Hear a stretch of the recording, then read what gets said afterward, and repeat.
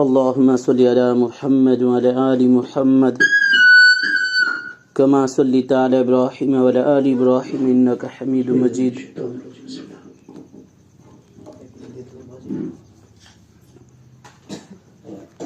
اللهم صل على محمد وعلى آل محمد كما صليت على إبراهيم وعلى آل إبراهيم إنك حميد مجيد. اللهم بارك على محمد وعلى آل محمد كما باركت على إبراهيم وعلى آل إبراهيم إنك حميد مجيد. ربي اشرح لي صدري ويسر لي أمري واحلل عقدة من لساني يفقهوا قولي. فأعوذ بالله من الشيطان الرجيم. بسم الله الرحمن الرحيم. اما بعد.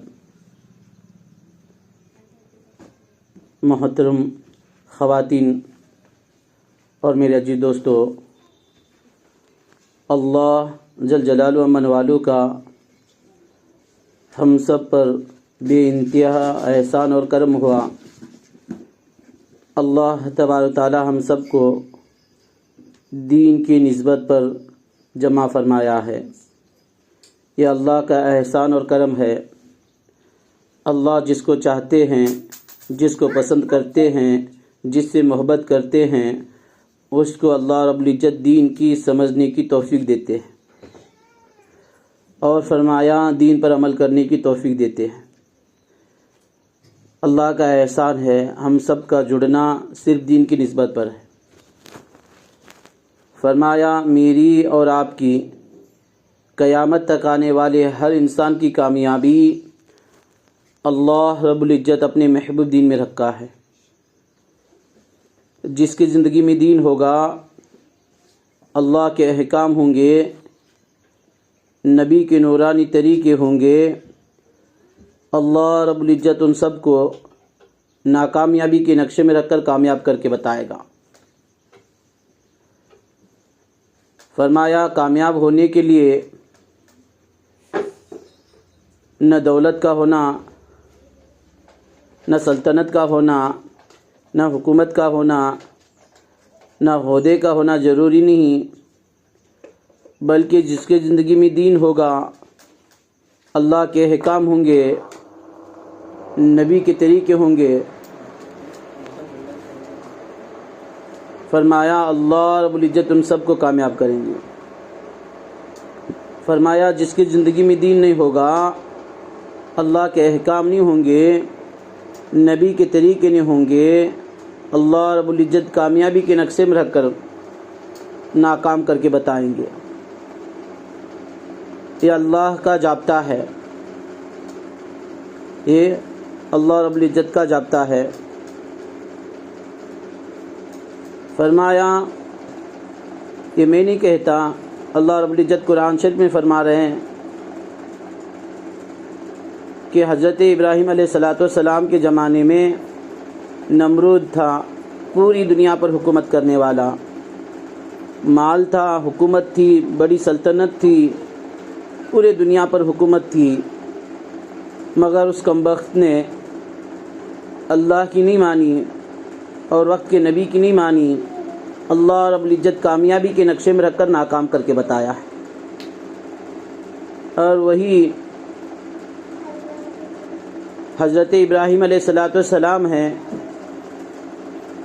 ان کو نمرود نے آگ میں ڈالا گیا، نمرود نے ان کو آگ میں ڈالا، حضرت ابراہیم علیہ السلام کو. میرے جی دوستو، یہاں سمجھنے کی بات ہے، یعنی آگ جلانے کی صفت رکھتی ہے. اب آگ میں ڈالیں گے تو جل جاتا ہے، تو دین زندگی میں رہے گا. فرمایا اللہ کامیاب کریں گے. فرمایا اللہ رب العزت حضرت ابراہیم علیہ السلام کو آگ میں رکھ کر حفاظت فرمائی. یہ اللہ کا ضابطہ ہے. حضرت موسیٰ علیہ السلام ان کے زمانے کا بڑا پکا کافر، انا ربکم اعلیٰ کہنے والا فرعون، یہ بھی پوری دنیا پر حکومت کرنے والا بادشاہ، یہ بھی پوری دنیا پر حکومت کرنے والا بادشاہ. فرمایا یہ اپنے آپ کو رب کہتا تھا، اور لوگوں سے کہتا تھا، اپنے سلطنت سے کہتا تھا مجھے رب مانو۔ اللہ رب العزت اس کو بھی کامیابی کے نقشے میں رکھ کر ناکام کر کے بتایا۔ یہ ہمارے لیے عبرت ہے، یہ بولنے کے لیے نہیں ہے بلکہ اس پر عمل کرے۔ اللہ ملک و مال میں رکھ کر ناکام کر کے بتاتا ہے، صرف اس وجہ سے دین زندگی میں نہیں رہے گا، صرف اس وجہ سے دین زندگی میں نہیں رہے گا۔ تو فرمایا کیسے ناکام کر کے بتایا، میں آپ کو مثال دیتے چلوں تاکہ سمجھ میں آ جاوے۔ حضرت موسیٰ علیہ السلام فرعون کے ڈر سے مصر چھوڑنے کا ارادہ کیا، اپنے ساتھیوں کو لے کر، اپنے قوم کو لے کر چلے اور ان کا پیچھا کرنے کے لیے فرعون پیچھے لگا ہوا ہے پوری لشکر کے ساتھ۔ اب حضرت موسیٰ علیہ السلام اور ان کی قوم ان کے ساتھ ہے۔ اب سامنے دریائے نیل بھری ہوئی ہے، دریائے نیل کے دونوں کنارے بھرے ہوئے ہیں۔ اب ان کی قوم کہنے لگی اے موسیٰ اب سامنے بھی ہم کو موت نظر آ رہی ہے اور پیچھے بھی موت ہے، تو نے ہمیں ہلاک کر دیا، کہیں کا نہ چھوڑا۔ اب سامنے دریائے نیل بھری ہوئی ہے، دریا بھر کے کھڑی ہوئی ہے، اب پیچھے فرعون کی فوج ہے۔ اور فرمایا سامنے کیا نظر آ رہا؟ ناکامیابی نظر آ رہی، سامنے ناکامیابی نظر آ رہی۔ فرمایا اللہ رب العزت اسی ناکامیابی کے اندر کامیاب کر کے بتایا۔ کیسے؟ حضرت موسیٰ علیہ السلام اللہ کی طرف متوجہ ہوئے اور پوچھے تو اللہ رب العزت نے موسیٰ علیہ السلام سے کہا موسیٰ میری مدد تیرے ساتھ ہے، موسیٰ میری مدد تیرے ساتھ ہے، تمہارے ہاتھ میں جو لکڑی ہے وہ دریا پر مارو، وہ پانی پر مارو۔ اب میرے اور آپ کی عقل، میرا عزیز ماں بہنیں اس بات پر غور کریں، میرے اور آپ کی عقل ساتھ نہیں دے گی۔ اب سامنے دریا ہے، پیچھے دشمن ہے، دشمن کے فوج ہے۔ اب اللہ رب العزت یہ کہہ رہے ہیں کہ پانی پہ لکڑی مارو۔ اب پانی پہ لکڑی مارنے سے کیا ہوتا ہے؟ میری اور آپ کی عقل تسلیم نہیں کرتی، کیونکہ فرمایا جہاں انسان کی عقل کام کرنا چھوڑ دیتی ہے، جہاں انسان کی عقل کام کرنا چھوڑ دیتی ہے وہیں سے اللہ کی قدرت شروع ہوتی ہے، وہیں سے اللہ کی قدرت شروع ہوتی ہے۔ فرمایا حضرت موسیٰ علیہ السلام کو حکم ہوا دریائے نیل پر لکڑی مارو۔ فرمایا جیسے دریائے نیل پر لکڑی مارے 12 راستے بن گئے۔ کیا تھا؟ سامنے ناکامیابی نظر آ رہی، مگر اللہ کے ذات پر یقین ہے، نبی ساتھ میں ہے، اللہ کی کھلی ہوئی مدد ہے، اللہ کی کھلی ہوئی مدد ہے۔ ایک روایت میں آتا ہے حضرت موسیٰ علیہ السلام اپنے قوم سے کہتے ہیں اے میری قوم گھبراؤ نہیں، اللہ کی مدد میرے ساتھ ہے۔ ہاں کیا کہہ رہے ہیں قول میں؟ فرمایا اے میری قوم گھبراؤ نہیں، اللہ کی مدد میرے ساتھ ہے۔ مگر میرے اور آپ کے آقا سرکار دو عالم صلی اللہ علیہ وسلم فرماتے ہیں اے میری امت تم گھبراؤ نہیں، ہم سب کے ساتھ اللہ کی مدد ہے۔ یہ ہمارے نبی کا فرمان ہے۔ فرمایا جب دریائے نیل پر حضرت موسیٰ علیہ السلام لکڑی مارے، ہاتھ میں جو عرصہ تھا وہ مارے تو 12 راستے نکل گئے، 12 راستے بنے، اور حضرت موسیٰ علیہ السلام اور ان کی قوم اس راستوں میں سے دریائے نیل کو پار کرنے لگے۔ اور آگے میں بتاؤں آپ کو کہ فرعون ان کا پیچھا کرتے کرتے ہوئے آیا، اب دیکھا کہ سمندر میں 12 راستے بنے ہوئے ہیں۔ اب فرعون کو کیا نظر آ رہی ہے؟ کامیابی نظر آ رہی ہے، سمندر میں راستے نکلتے ہوئے نظر آ رہے ہیں، سمندر میں 12 راستے بنے ہوئے دیکھ رہا ہے، اور وہ اپنے قوم سے کہتا ہے میری قوم دیکھو میرے لیے دریائے نیل 12 راستے نکالی ہے۔ اب اس کو کامیابی نظر آ رہی ہے۔ فرماتے علماء بڑوں سے سنا کہ جب حضرت موسیٰ علیہ السلام کا قوم کا آخری آدمی دریائے نیل سے باہر آ گیا اور فرعون کا آخری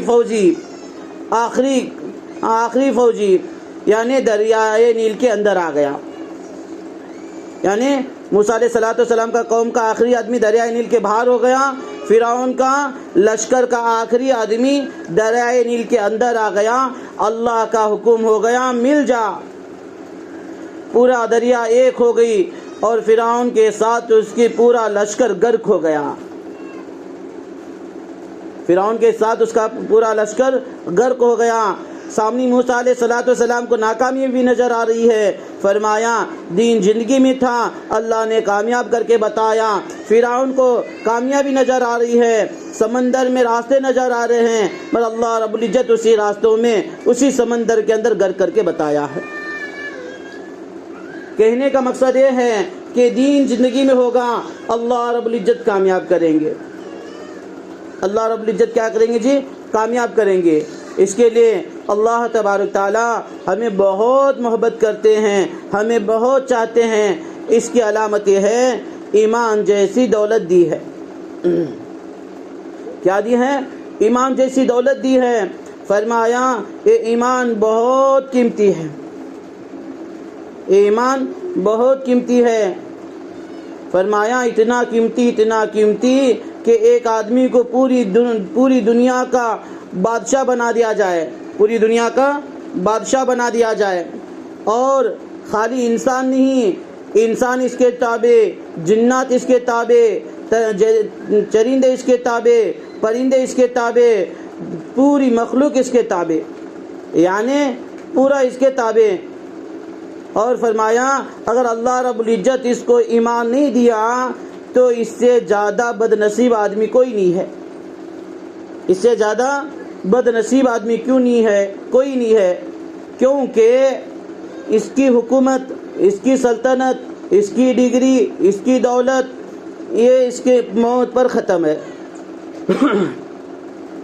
موت پر کیا ہے جی؟ ختم ہے۔ یہاں کی حکومت، یہاں کی دولت، یہاں کی ڈگری، یہاں کی شہرت، یہاں کی عزت، سب کچھ موت پر ختم ہے۔ فرمایا ایک آدمی بندہ ہو یا بندی ہو، غریبی ہے، یعنی جھوپڑا میں رہنے والا ہے، جھوپڑا میں رہنے والی ہے، مرچی روٹی کھاتی ہے، پہننے کے لیے اچھے کپڑے نہیں ہیں، مگر دین کے ساتھ زندگی گزارتی ہے، اللہ رب العزت نے اس کو ایمان کی دولت دی ہے، فرمایا وہ کامیاب ہے، کیونکہ دنیا کی جو زندگی ہے وہ موت پر ختم ہونے والی، دنیا کی زندگی وہ موت پر ختم ہونے والی ہے، آخرت کی زندگی لا محدود زندگی، عبدالآباد زندگی، ہمیشہ کے لیے رہنے والی زندگی، ہمیشہ کے لیے رہنے والی زندگی۔ فرمایا ایمان پر محنت کرنے سے اللہ رب العزت آخرت بھی بنائیں گے، اور فرمایا کہ اس کی دنیا بھی بنائیں گے، دنیا بھی بنے گی اور آخرت بھی بنے گی۔ اس کے لیے محنت شرط ہے، اس کے لیے محنت شرط ہے۔ جب اللہ کے نبی صلی اللہ علیہ وسلم دنیا میں تشریف لائے، جب حضرت صحابہ رضی اللہ تعالیٰ عنہ کی زندگی دیکھیں کہ ان پر حکومت کرنے کے لیے کوئی تیار نہیں تھا، جہالت عام تھی، اتنی جہالت تھی، اللہ اکبر کیا کہیں آپ کو، کہ شراب عام تھی، جیسے ہمارے گھر میں کوئی بچہ پیدا ہوتا ہے تو اس کو ہم شہد چٹاتے ہیں، اور حضرت صحابہ رضی اللہ تعالیٰ عنہ ایمان لانے سے پہلے، ایمان لانے کے بعد بھی فرمایا جب جس کے گھر میں شراب ہوتی اس کو بڑا سمجھتے تھے، شراب عام تھی، جس کے گھر میں پرانی شراب ہوتی اس کو عزت دار سمجھتے تھے، اس کو بہت بھاؤ دیتے تھے۔ جب ایمان کی محنت ہوئی، ایمان کی لگاتار، فرمایا 12 یا 13 سال ایمان کی محنت ہو گئی، تب اللہ رب العزت نے شراب کو حرام کر دیا۔ جب ایمان بنے گا، فرمایا اللہ کے احکام زندگی میں آئیں گے، زندگی سے خرافات نکل جائیں گے، پھر اللہ کے احکام کے لیے یہ اپنے آپ کو تیار کرے گا، یہ اپنے آپ کو کیا کرے گا جی؟ تیار کرے گا۔ جب شراب حرام ہو گئی، جس کے ہاتھ میں تھی اس نے تو پھینک دی، جس کے منہ میں تھی اس نے کلی کر دی، جس کے حلق کے اندر اتری تھی فرمایا اس نے قے کر دی، اور جس کے گھر میں شراب تھی اس نے لا کر باہر پانی کی طرح بہایا ہے، پھینک دیا لا کر۔ مدینے کے گلیوں میں، مکہ کے گلیوں میں ایسی شراب بہائی ہے جیسے برسات ہوتا ہے تو گلی کوچوں میں سے پانی کیسے بہتا ہے اس طرح سے شراب بہائی ہے۔ اس کے لیے فرمایا کہ اللہ کے نبی صلی اللہ علیہ وسلم محنت کی، اور محنت 3 طبقوں پر کی۔ محنت کیسے کی جی؟ 3 طبقوں پر، مرد حضرات پر، مستورات پر اور بچوں پر۔ سب سے پہلے اللہ کی نبی صلی اللہ علیہ وسلم کو ساتھ دینے والے، جیسے نبوت کی بشارت مل گئی، سب سے پہلے ساتھ دینے والے اماں خدیجہ رضی اللہ تعالیٰ عنہ، اللہ کی نبی صلی اللہ علیہ وسلم کی بیوی، سب سے زیادہ ساتھ دینے والے، مکہ کے تاجروں میں سے سب سے بڑی مالدار عورت، اور دین کا ساتھ دیتے دیتے دیتے اتنا تھا ان کے پاس، سب کچھ لگا دیا دین کی خاطر۔ آخری وقت جب ان کی میت ہو گئی تو ان کے بدن پر 7 پیبند لگے ہوئے، یعنی 9 پیبند لگے ہوئے کپڑا تھا، سب کچھ دین کے خاطر لگا دیا۔ جب اماں خدیجہ رضی اللہ تعالیٰ عنہ اللہ کی نبی صلی اللہ علیہ وسلم کو ساتھ دیا تو پوری دنیا میں دین پھیلنے کا ذریعہ بن گیا۔ جب عورت مرد کو ساتھ دیتی ہے، دین کے کاموں میں ہاتھ بٹاتی ہے تو دین کا پھیلنا آسان ہو جاتا ہے۔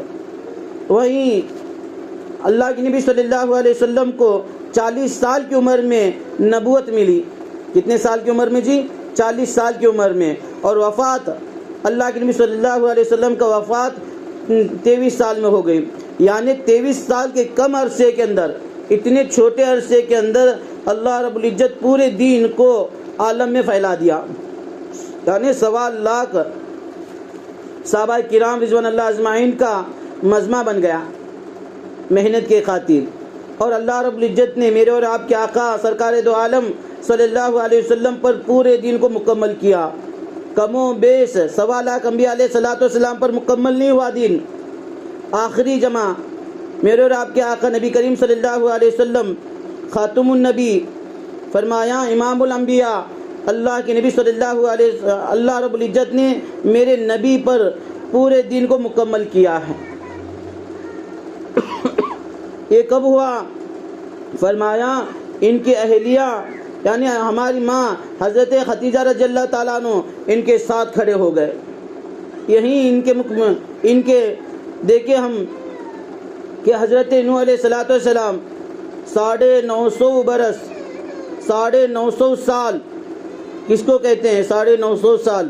ہماری آپ کی عمر 60 70 80 90 100 رہیں گی بہت زیادہ، تو ان کی عمر 950 سال کی عمر میں 81 یا 82 لوگ ایمان میں داخل ہوئے۔ کیوں؟ سب سے پہلے ان کے گھر سے مخالفت شروع ہو گئی، ان کی بیوی ایمان میں داخل نہیں ہو گئی اور ان کا بیٹا۔ فرمایا جب مستورات کام پہ لگتے ہیں تو فرمایا اللہ رب العزت کام کو کرنے کے فیصلے کرتے ہیں، کام کو کھول دیتے ہیں۔ اور فرمایا جب ہم اپنے گھروں پر محنت ہوتی ہے تو فرمایا دین کا پھیلنے کا ذریعہ بنتا ہے۔ کیسی محنت کرتے تھے حضرت صابیہ رضی اللہ تعالیٰ عنہ، اللہ اکبر، حضرت عمرو بن جموح رضی اللہ تعالیٰ عنہ، ایک معذور صحابی ہیں، ایک معذور، پیر سے معذور ہیں، جنگ احد میں جانا چاہتے ہیں، فرمایا ان کے گلیوں کے لوگ، ان کی بستی کے لوگ ان کو جانے سے منع کر دیے، اور اللہ کے نبی صلی اللہ علیہ وسلم نے کہا اللہ نے آپ کو معذور بنا دیا، آپ نہ جانے میں کوئی حرج نہیں ہے۔ مگر یہ واپس آئے تو ان کی بیوی دیکھی ان کو اور غصے میں بھر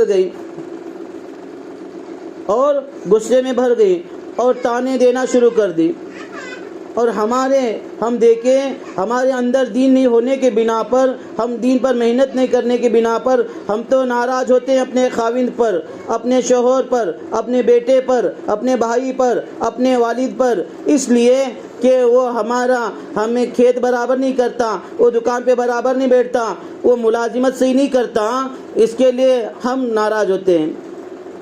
اگر کھیت کو جانا بند کر دیا شوہر ہمارے بند کر دیے تو ناراض ہوتے ہیں، دکان کھولنا بیٹا بند کر دیا تو ناراض ہوتے ہیں، اسکول کالج جانا چھوڑ کر واپس آ گیا تو ناراض ہوتے ہیں، یا الٹا ہے، یا دین کے خاطر اپنے شوہر معذور ہیں۔ حضرت عمر بن جموح رضی اللہ تعالیٰ عنہ جہاد میں سے واپس نہیں آئے، بلکہ ان کے بستی والے اور اللہ کے نبی صلی اللہ علیہ وسلم منع کر دینے کی وجہ سے واپس آئے تو یہاں پر غصے میں آ گئے اور آنے کے بعد تانا دینا شروع کر دیے اور کہنے لگے میں کتنی بد نصیب عورت ہوں گی کہ میرا شوہر یہاں پڑا ہوا ہوگا، اور باقی کی بستی والے کی باقی عورتیں کتنی خوش قسمت ہوں گی، ان کا تو شوہر اللہ کے راستے میں جاوے اور شہید ہو جائے۔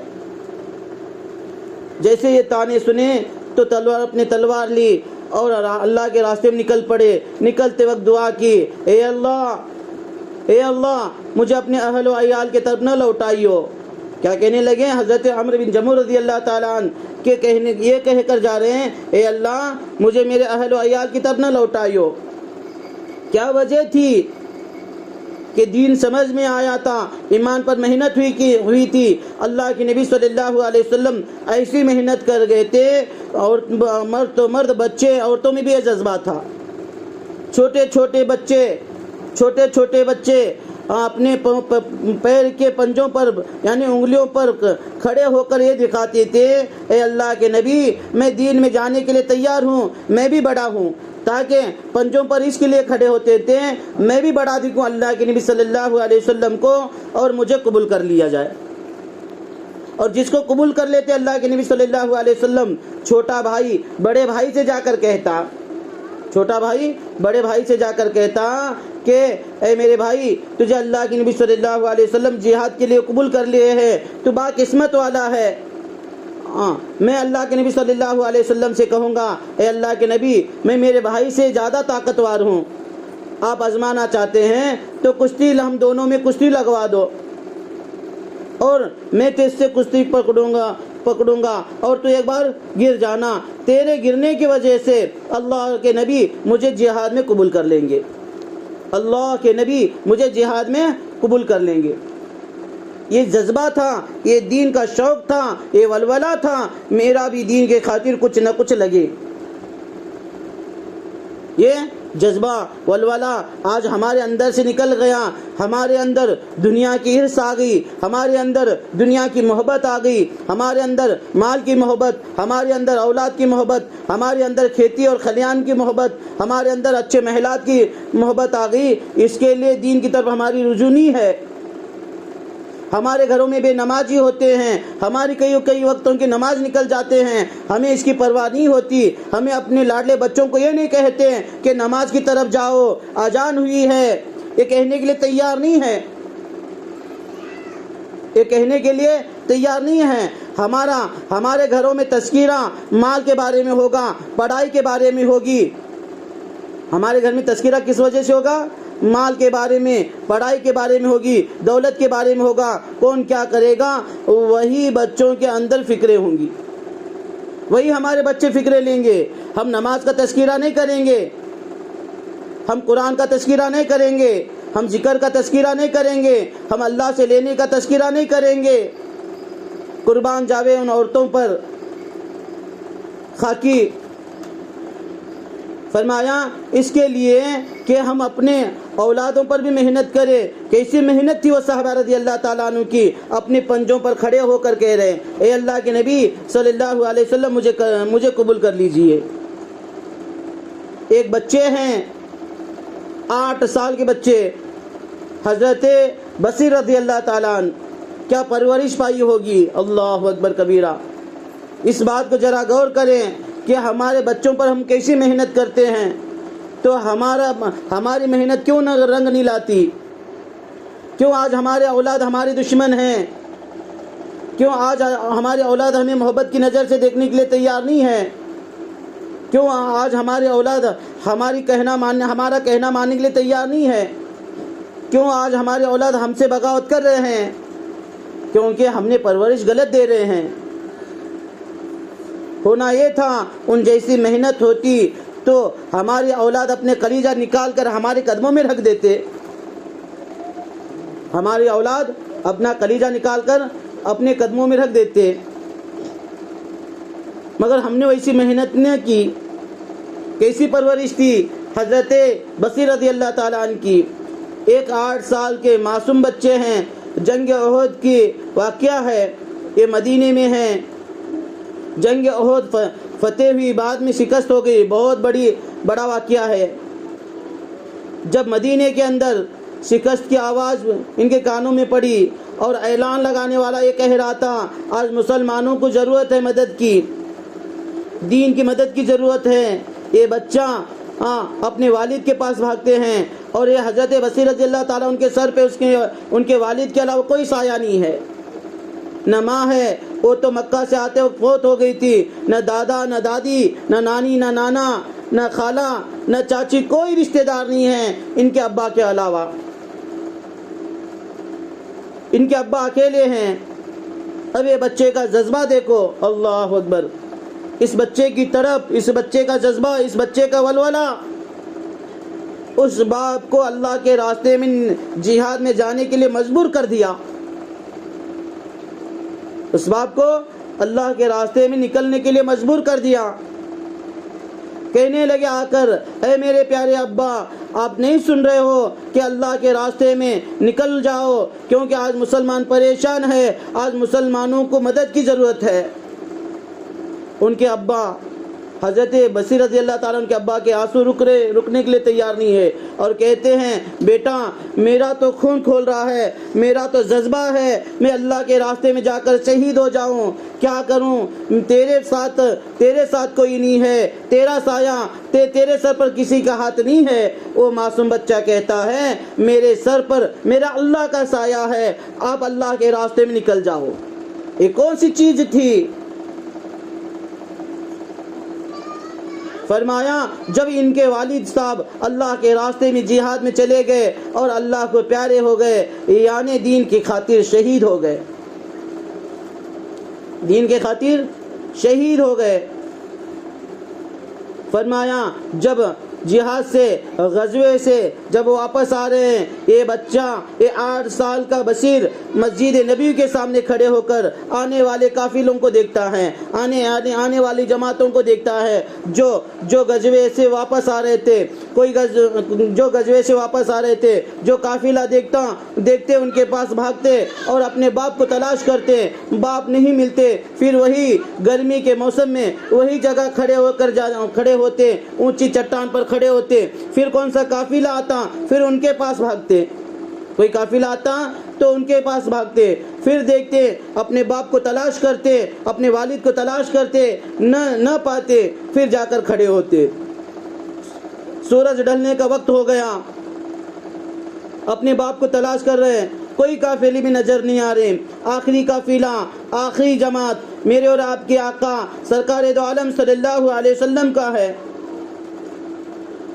اللہ کے نبی صلی اللہ علیہ وسلم کا آخری قافلہ ہے۔ جب اللہ کے نبی صلی اللہ علیہ وسلم کے قافلے کو دیکھا تو اس بچہ اس چٹان سے اتر کر بھاگنا شروع کر دیا اور اللہ کے نبی صلی اللہ علیہ وسلم کے ہاتھ مبارک کو پکڑ لیا، اللہ کے نبی صلی اللہ علیہ وسلم کے ہاتھ مبارک کو پکڑ لیا اور کہنے لگے اے اللہ کے نبی، میرے ابا نہیں نظر میں آتے، میرے ابا کہیں نظر نہیں آ رہے، میرے ابا کہیں نظر نہیں آ رہے۔ تو اللہ کے نبی صلی اللہ علیہ وسلم کی آنکھوں مبارک سے آنسو بہنا شروع ہو گئے۔ اللہ کے نبی صلی اللہ علیہ وسلم نے اپنے چہرے مبارک کو پھیر لیا، پھر اس بچے اس طرف آتے اور آ کر حضرت بصیر رضی اللہ تعالیٰ عنہ اللہ کے نبی صلی اللہ علیہ وسلم کا ہاتھ پکڑ کر کہتے اے اللہ کے نبی بتائیے میرے ابا کہاں ہیں؟ اللہ کے نبی صلی اللہ علیہ وسلم وہ 8 سال کے بچے کو، حضرت بصیر رضی اللہ تعالیٰ عنہ کو اپنے گود مبارک میں لے کر کہتے ہیں یا بصیر، اے بصیر سن لے، تو تسلیم کرتا ہے، اس بات کو تسلیم کر لے کہ تیرے ابو اللہ کے نبی صلی اللہ علیہ وسلم اور تیری ماں اماں عائشہ رضی اللہ تعالیٰ عنہ بن جائے، کیا یہ تجھے پسند نہیں؟ اللہ اکبر، اس چھوٹے بچے سے کہہ رہے ہیں۔ وہ حضرت بصیر رضی اللہ تعالیٰ عنہ سمجھ گئے، حضرت بصیر رضی اللہ تعالیٰ عنہ سمجھ گئے میرے ابا اللہ کو پیارے ہو گئے، اور وہ چھوٹا بچہ سمجھ گئے اور آنسو بہنے لگے اور انہی میں سے کہنے لگے اے اللہ کے نبی صلی اللہ علیہ وسلم میری اتنا خوش قسمت کس کی ہوگی، میری جیسا قسمت کس کی اچھی ہوگی جس کے والد اللہ کے نبی اور جس کے ماں اماں عائشہ رضی اللہ تعالیٰ عنہ ہیں، میں اس پر راضی ہوں۔ تو فرمایا ہم اپنے بچوں کی تربیت کریں، اپنے بچوں کی نماز کی نگرانی کریں۔ لقمان حکیم علیہ السلام کا فرمان ہے کہ کہتے ہیں جیسے کھیتی کے لیے پانی ہے، کھیتی کے لیے پانی کی ضرورت ہے، ویسے اولاد کے لیے فرمایا کہ بھی تنبیہ کی ضرورت ہے۔ اپنے بچوں کو نماز کی نگرانی کرے، فرمایا خود بھی نماز کی پابندی کرے۔ نماز فرماتے حدیث پاک میں آتا ہے اللہ کے نبی صلی اللہ علیہ وسلم نے فرمایا سراسر ظلم ہے اور کفر ہے اور نفاق اور شخص کا فعال جو مؤذن کی آواز سنے اور نماز کو نہ جائے۔ اس لیے فرمایا کہ بھی ہمارے گھروں سے بھی اللہ کے راستے میں نکلنے والے بنے، جس طرح ہماری جماعت آئی ہے اس بستی سے بھی اللہ کے راستے میں نکلنے والے بنے۔ اور یہاں سے بھی یہ ہیں کہ بھئی تقاضے ہیں، یہاں سے عشرے کی جماعت بن رہی ہے تو آپس میں بیٹھ کر بغیر آواز کرے ہوئے کہ بھی عشرے کے لیے کون تیار ہیں، جن ماں بہنوں کے 3 دن لگے ہوئے ہیں ان کی تشکیل کرے عشرے کے لیے، جن کا عشرہ 2 بار لگا 1 بار لگا ہوا ہے ان کی تشکیل کرے چلے کے لیے، کریں گے انشاءاللہ۔ اور پرچہ لکھ کر انشاءاللہ جو جس کے ساتھ ہوں گے وہ بھی پرچہ لکھے 3 دن کون ہیں ان کا الگ لکھے، 10 دن کے لیے کون ہے عشرے کے لیے ان کا الگ لکھے، اور چلے میں کون ہے ان کا الگ لکھ کر کسی بچے کے ہاتھ میں یا مرد حضرات کے ہاتھ میں گھر کے وہ مسجد کو پہنچانے کی فکر کریں۔ اللہم صلی علی محمد وعلی آل محمد کما صلیت علی ابراہیم وعلی آل ابراہیم انک حمید مجید۔ اللہم بارک علی محمد وعلی آل محمد کما بارکت علی ابراہیم وعلی آل ابراہیم انک حمید مجید۔ یا ربی صلی وسلم دائما ابدا علی حبیبک خیر الخلق کلہم سبحان اللہ وبحمدہ عدد خلقہ ورضا نفسہ وزینت عرشہ ومداد کلماتہ۔ اے اللہ رحم فرما، کرم فرما، عافیت عطا فرما۔ اے اللہ ہمارے گناہوں کو معاف فرما، بے شک ہم اقرار مجرم ہیں۔ اے اللہ بے شک ہم اقرار مجرم ہیں۔ اے اللہ ہم اپنے گناہوں کا اقرار کرتے ہیں۔ اے اللہ سب سے بڑا گناہ یہ ہوا ہے مولا کریم ہمارے بستیوں سے، ہمارے گھروں سے، ہمارے محلوں سے اے اللہ دین مٹتا جا رہا ہے۔ اے اللہ ہم اپنے کاروبار میں، اپنے گھروں میں اے اللہ ہم مگن ہیں۔ اے اللہ اس جرم عظیم کو معاف فرما۔ اے اللہ ہم سب کو دین کی محنت کے لیے قبول فرما۔ اے اللہ دین کے محنت کے لیے نکلنے والے بنا دے۔ اے اللہ سارے عالم کی محنت کے لیے اللہ ہم قبول فرما۔ اے اللہ سارے عالم کی محنت کے لیے قبول فرما۔ اے اللہ اس محنت کرنے کے لیے ہمیں صحت اور تندرستی عطا فرما۔ اے اللہ تیرے راستے میں بار بار نکلنے والے بنا دے۔ اے اللہ تیرے راستے میں بار بار نکلنے والے بنا دے۔ اے اللہ اس بستی میں 100% دین کو زندہ فرما، اس بستی میں 100% مسلمانوں کو آباد فرما۔ اے اللہ جس گھر میں ہماری جماعت اتری ہوئی ہے اے اللہ ان گھر والوں کو جزائے خیر عطا فرما، ان کے گھروں میں برکت عطا فرما، ان کے نسلوں میں دین کو زندہ فرما۔ اے اللہ ان کے گھروں میں دین کو زندہ فرما۔